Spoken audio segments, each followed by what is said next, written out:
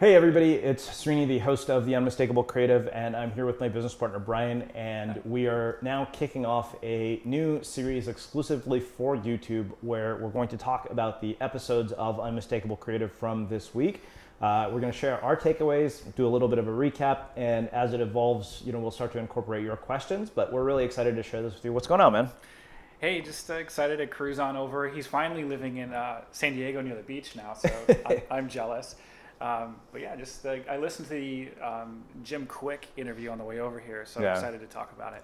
Yeah, and the other guest that we had this week was Peck, and I think the interesting thing to me, at least at the very beginning of the interview, was listening to her talk about motherhood and listening to her describe how a child learns, and why we lose that rapid capacity to learning and what we can do to bring it back is really interesting to me, because that was the part that I wanted to get to is, okay, you know what, it's cool that a kid can do this. How do we get some of that back? And I think that it's funny because this idea of learning seems to be a theme of both interviews this week, But yeah, I found that fascinating to look at, the brain development of a child at that age. Yeah, for sure. You actually mentioned something. You asked her, do you think, or how do you get back to that learning capacity of a child? Mm-hmm. And I guess it turns off at 11 years old. Yeah. I learned this from a neuroscientist. Okay. And you can flip the switch back on. Okay. And it has to do with different mindfulness techniques. But really? The super learning switch can be flipped back on. Wow. Okay. So it's super powerful. Yeah, I mean, I would imagine that there probably even your daily habits have an impact on your learning switch. Like, what are you reading? What are you consuming? What are you doing day to day? Do you have a sort of creative act that you follow through on? Like I've been fumbling around with the guitar, and I'd been struggling with this section to make this switch on my fingers, and I got it today. I was kind of like, oh, okay. I'm like, yes. And the funny thing is, it was yesterday that I was struggling with this same thing, and I was like, wait a minute, I think it just clicked. Do you think it was like muscle memory? Or? I think so. I think part of it is muscle memory. I mean, I think that, one of the reasons I believe that, doing the same thing every day at the same time is so important is because of muscle memory.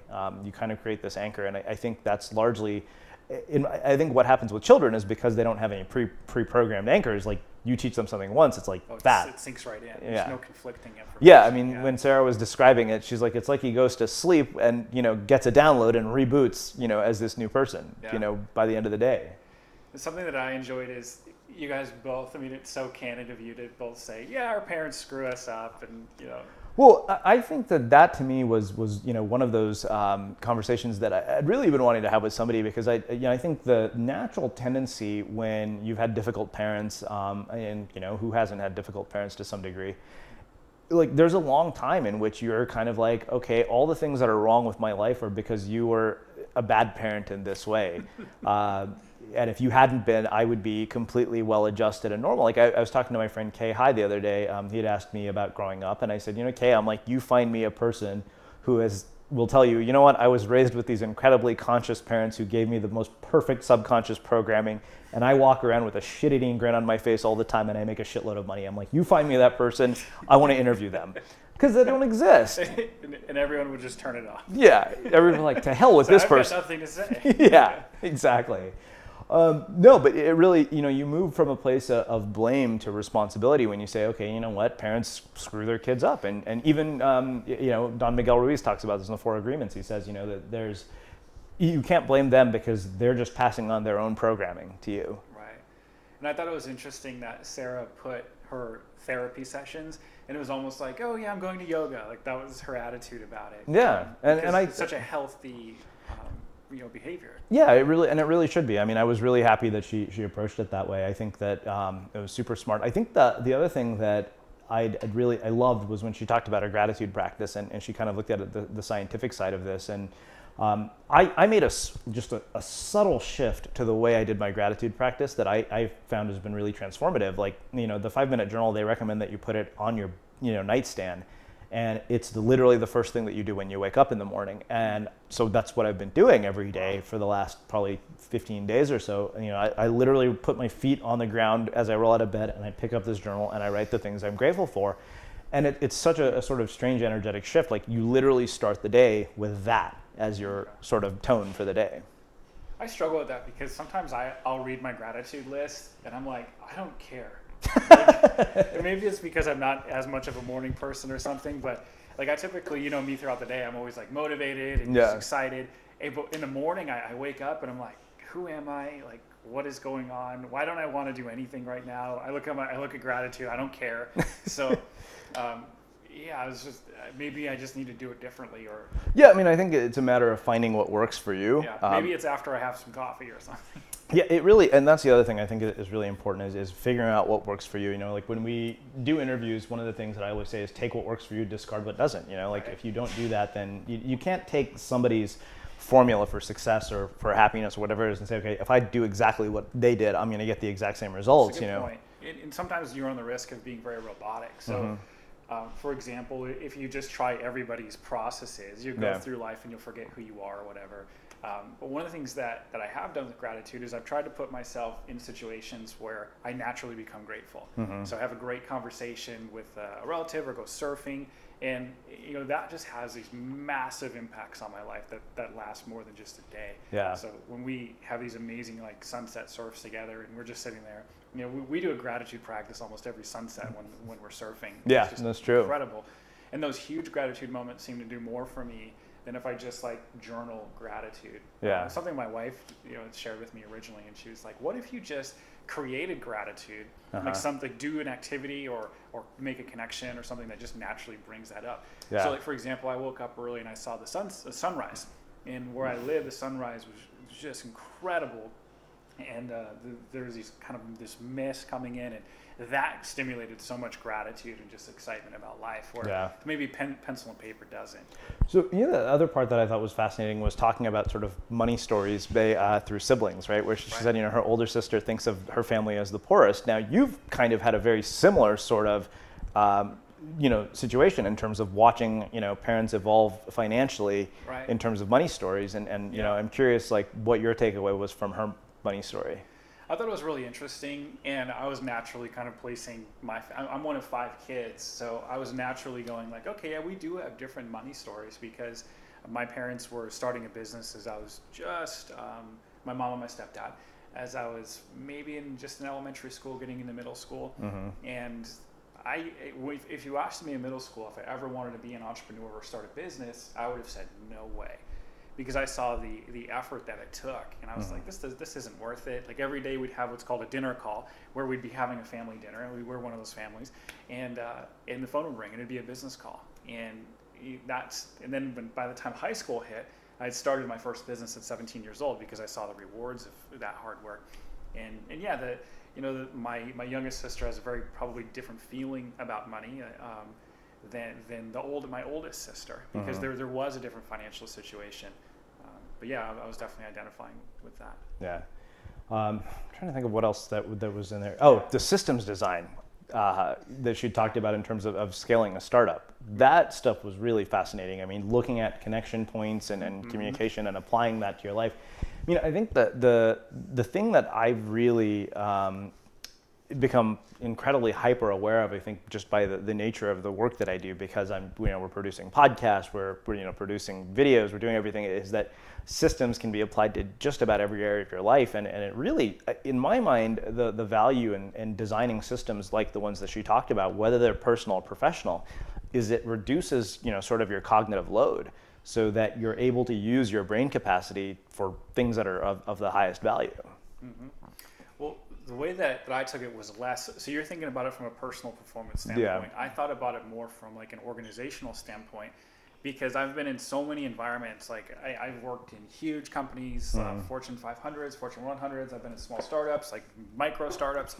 And one of my biggest frustrations is, why the heck does it take so long to get something done? Yeah. And I've always thought, well, if we stop the reporting structure, I mean, that's what a lot of people think. If the organization flattens out, things will be done faster. But I've actually I've worked even recently in a flatter organization, and stuff is just as bad, if not worse, as if it's very siloed. Silo is kind of a buzzword. And what I realized is it gave me a lot more respect for structures and systems, but the system has to be played right. So it made me, I think, wise up a little bit as far as just as an entrepreneur or communicator or whatever, because I realized there's a lot of validity to structures and systems, and it truly is chaos if once the structure starts breaking down in a company or a nonprofit or a church, whatever it is, you know, you've got these individual agents, which is typically me, trying to just fill all sorts of gaps, and I'm creating probably just as much of a mess by I'm trying Totally. to clean up. I'm trying to make my own performance improve, but I'm Yeah. making a mess. So it just helped me learn how to solve a problem without thinking, how do I solve the problem? Well, I think the part that really stuck with me out of that whole section of the interview was when she said, if the answer is in somebody's head, that's a problem. Yeah. You know? Tribal knowledge. Yeah. And yeah, it can be problematic too, because sometimes people don't want it. They don't want it to become non-tribal. Yeah. Because it limits the value of them in the company. So, Definitely. yeah. So let's get into the episode with Jim Kwik, which was today's episode. Now, Jim Kwik is really interesting. His work is all about accelerated learning and brain optimization, but I mean, so much more. I mean, it was kind of like, wow, you could unleash powers that you just couldn't even imagine are possible. I think where I want to start was, this idea that, he was raised with this narrative of the boy with the broken brain, yet what does he do now? He teaches people how to optimize their brain. Yeah. So it kind of, if anything, I think it's a really strong case for the fact that you're not stuck with any narrative that you have been brought up with. Like, most of our narratives are fluid and they're not fixed. And I think that we seem to have this idea that reality that as we've been given it from other people is actually fixed, when it's not. Once you start to see that it's malleable and it's fluid, you suddenly have the power to change it. Yeah, I could only imagine the people that he grew up with that saw him as maybe a slower learner and just having a hard time in school or public speaking. Sure. Later seeing, oh yeah, Bill Gates came up to me after this talk, and I could help him out. And sometimes I think about it from that perspective too, because I'm from a really small town. It's like, what do his old peers think about that? Like, that's got to be. It might be like a do not compute. Like, I don't even understand. Yeah.